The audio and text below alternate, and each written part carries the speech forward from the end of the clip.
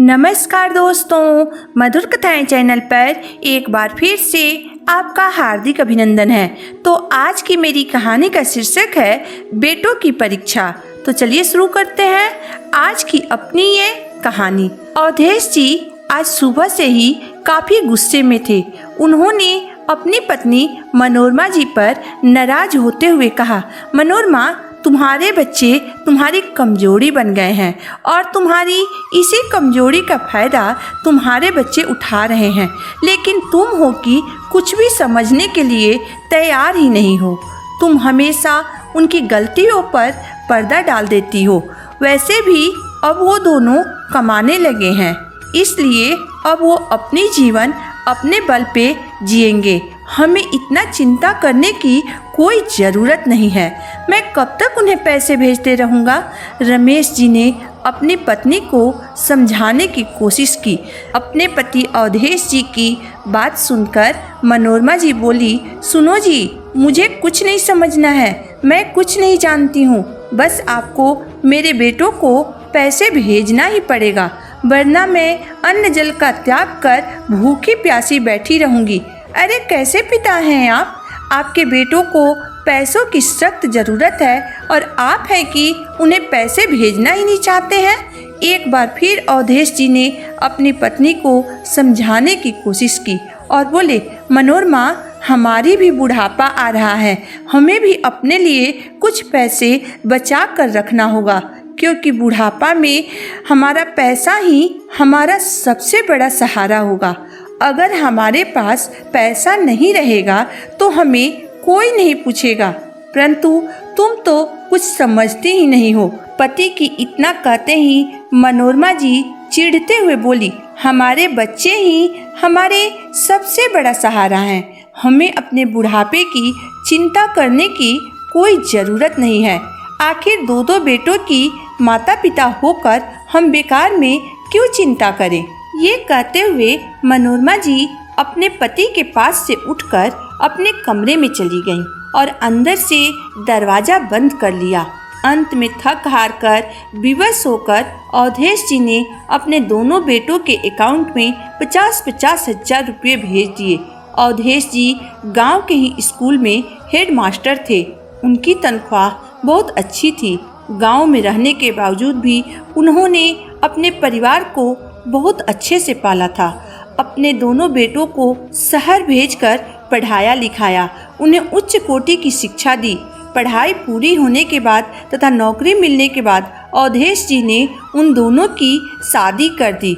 शादी के बाद उनके दोनों बेटों ने शहर में ही अपना संसार बसा लिया।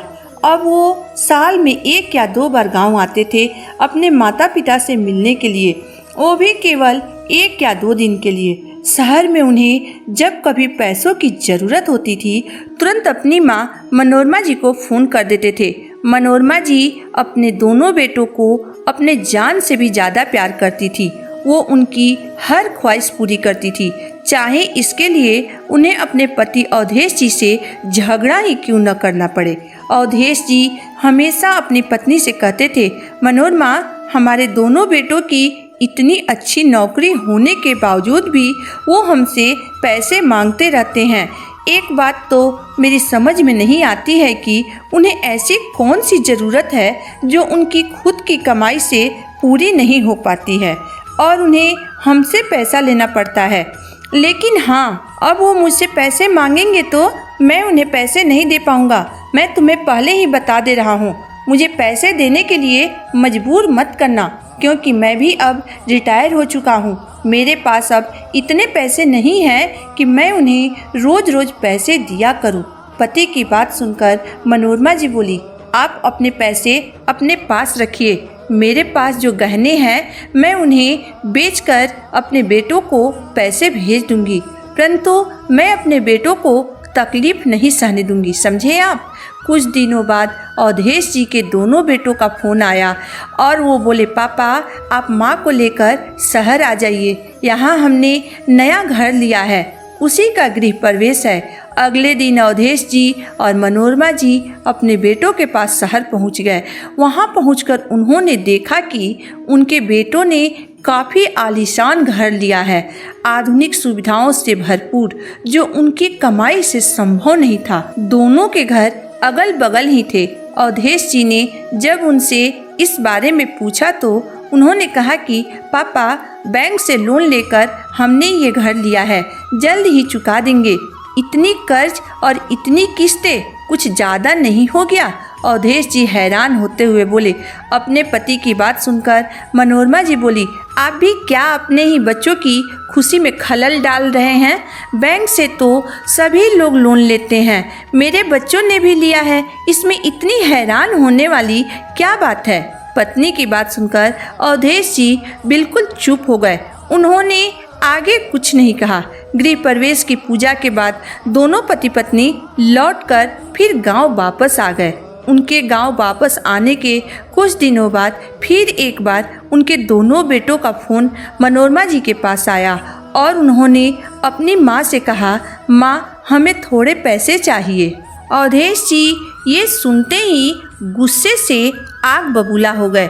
उन्होंने अपनी पत्नी से कहा, एक तो वो अपने चादर से ज़्यादा पैर फैलाते हैं और अब उन्हें हमसे पैसे चाहिए। मैं कोई पैसे का पेड़ लगा कर नहीं रखा हूँ, मैं भी अब रिटायर हो चुका हूँ, इसलिए मैं अब उन्हें पैसे नहीं भेज सकता हूँ।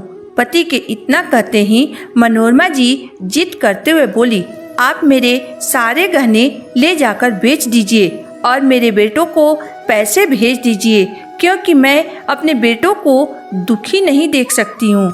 अवधेश जी मनोरमा जी के गहने बेचने के लिए तैयार नहीं थे। वे बोले, मनोरमा, तुम अपने बच्चों के मुंह में पागल हो गई हो। ठीक है, तुम कहती हो तो मैं तुम्हारे सारे गहने बेच दूंगा, परंतु जिनके लिए हम इतना सब कुछ कर रहे हैं वो हमारे बच्चे हमारी तकलीफ में हमारा साथ देंगे? जरूर देंगे। मनोरमा जी ने बड़े गर्व से कहा। तो ठीक है, चलो हम फिर से उनके पास शहर चलते हैं। मैं तुम्हारे सामने ही उनका परीक्षा लूँगा। अगर तुम्हारा विश्वास जीत गया तो मैं तुम्हारे सारे गहने बेच दूंगा और उन्हें पैसे दे दूंगा, परंतु अगर मेरा शक जीत गया तो तुम मुझे जीवन में कभी भी उन्हें पैसे देने के लिए नहीं कहोगी। मनोरमा जी बोली, ठीक है। वो दोनों एक बार फिर अपने बेटों के पास शहर पहुंच गए। अवधेश जी ने मनोरमा जी को पहले ही सब कुछ समझा दिया था कि तुम वहाँ कुछ मत बोलना, केवल मैं जो बोलूँ उसमें हामी भरना। शाम के समय अवधेश जी के दोनों बेटे ऑफिस से आने के बाद अपनी अपनी पत्नियों के साथ अपने माता पिता के पास बैठे। तभी अवधेश जी अपने दोनों बेटों से कहते हैं कि बेटा, अब मैं रिटायर हो चुका हूँ, पेंशन के रुपए से ही हम दोनों पति पत्नी का खर्च चलता है, उसमें से कुछ नहीं बचता है। इसलिए मैंने तुम दोनों को जो पैसे भेजे थे वो गांव के साहूकार से कर्ज लेकर भेजे थे। उसका ब्याज बहुत बढ़ गया है। अगर हम उसका पैसा नहीं देंगे तो वो हमसे हमारा घर छीन लेगा और मैं तुम्हारी माँ के गहने भी बहुत पहले ही बेच चुका हूँ, इसलिए अब हमारे पास कुछ नहीं बचा है। अगर तुम दोनों कुछ पैसों की मदद कर दो तो हमारा घर हमसे नहीं छीनेगा, या फिर हम साहूकार को कर्ज के बदले अपना गांव वाला घर दे रहा हूं और हम लोग भी यहीं पर आ जाते हैं तुम लोगों के साथ रहने के लिए। आखिर हम लोग भी कब तक वहाँ गांव में अकेले रहेंगे।